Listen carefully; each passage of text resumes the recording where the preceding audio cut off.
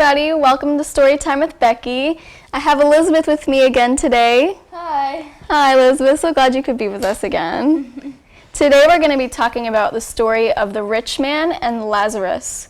Elizabeth, where do you think good people go when they die? If you've earned your right to heaven, I believe you have a right to go to heaven. So, if you're good, then yeah, my answer would be heaven. Good. What do you think heaven is like?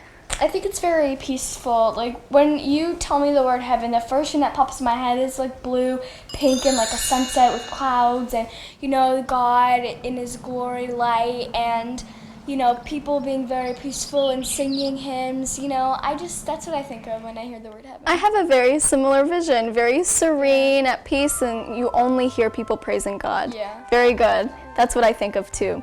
So one day, there was a rich man in a big town, and there was a poor man named Lazarus. The rich man was notoriously known for having money. He loved to go around the city and parade around his money, eating out every night, wore really nice clothes, really fancy clothes, and would throw lots of lavish parties. But even though part of the law of that time was to donate some of your money to the poor, he didn't really abide by that, because although this rich man had a lot of money, he wasn't known for giving any of his money to the poor. So he thought he was better than everyone else? Yeah, I would say that. I would say that he thought that because he wasn't like everybody else, that he felt that, the law didn't apply to him. Mm-hmm. And kind of technically, no one really forced him because he did have a lot of money, so he got away with it. So one day, Lazarus found himself at the gate of this rich man. Now, the rich man had a very big house, so he had a lot of property. And he had gates and multiple, halls of his house everywhere. Mm-hmm. So when the rich man was riding home on his horse, he saw Lazarus in front of one of his gates. And normally you would think that you would address this, you seeing someone in need, but the rich man asked him, "Why are you on my property?" And Lazarus, being so hungry and so tired, and he was so sick, he had sores all over his body, he just was in such great need of love and mercy. Yeah. So he waited for the rich man to come home to beg him for a meal and maybe a place to stay for the night just so he could get a good night's sleep. But the rich man turned him away. Yeah.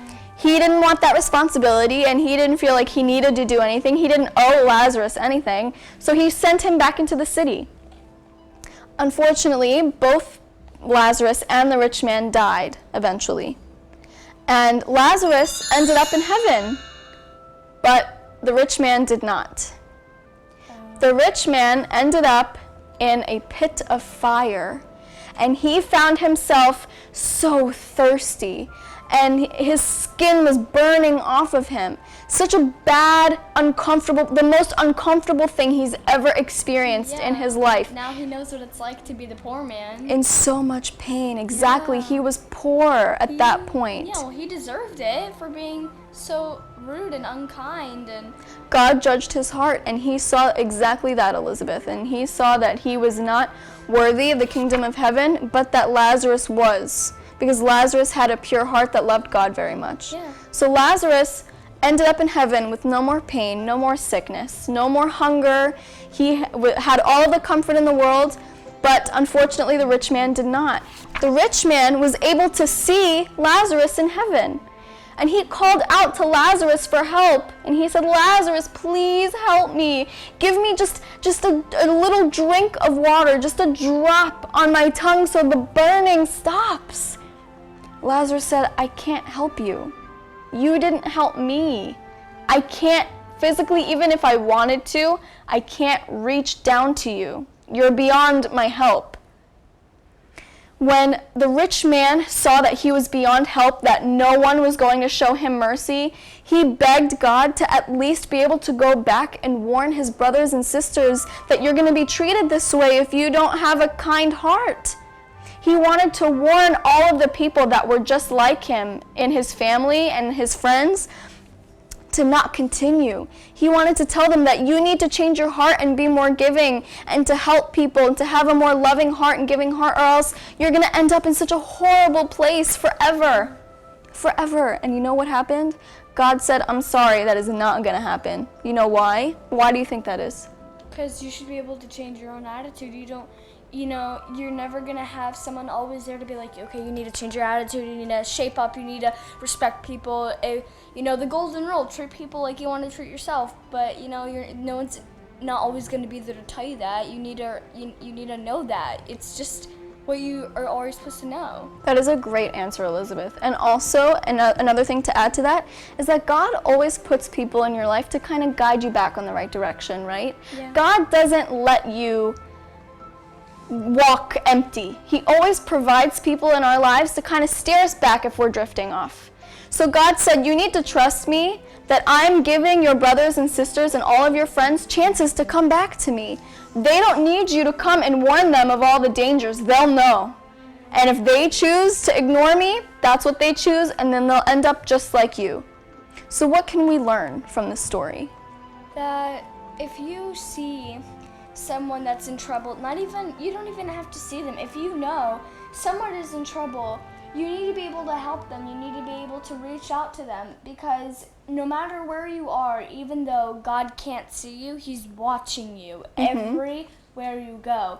And everywhere you are, you should always have the same attitude of, you shouldn't be afraid to let people know that you're able to help them. Just because you're rich or you're poor, it doesn't make a difference. You should be able to help someone. If I saw a poor person, I'm not gonna, I'm going to feel sorry for them. I will do whatever I can to help them, because that's the Christian thing to do. That is the godly thing to do. I wouldn't send them away like what he did. That is a great thing to remember. Also, another thing to add to that, because that was a perfect answer, that all of the rich man's riches didn't buy him the kingdom of heaven, Just because he had all these material things in the world, that meant nothing to God. Yeah. Lazarus earned his title and his crown in heaven because of his endurance, because of his reliance on God, because of his worship to Him. And those are the things that gained him riches in heaven, which is ultimately all that matters, right?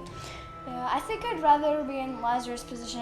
I'd rather have a horrible life on earth, but then have such a wonderful life for the rest of my life, because if you make it to heaven, you're there forever and ever. But if you're, not in heaven, you're, somewhere else. Well, I want to ask you a question. Do you think that all rich people don't go to heaven? I think rich people can go to heaven if they have a kind heart. If they have a kind heart, they earn their way to heaven, but they need to know that all the money in the world isn't going to buy them a ticket to heaven. Exactly. And that's what we want to focus on for the story today, was that repentance and worship and full trust in God and focusing on the heavenly riches versus the worldly riches is the most important. And we want to use Lazarus, the poor man on earth, but rich man in heaven, as an example for the way that we should live as Christians today. Right. Thank you for joining us on another episode of Storytime with Becky. We'll see you next time.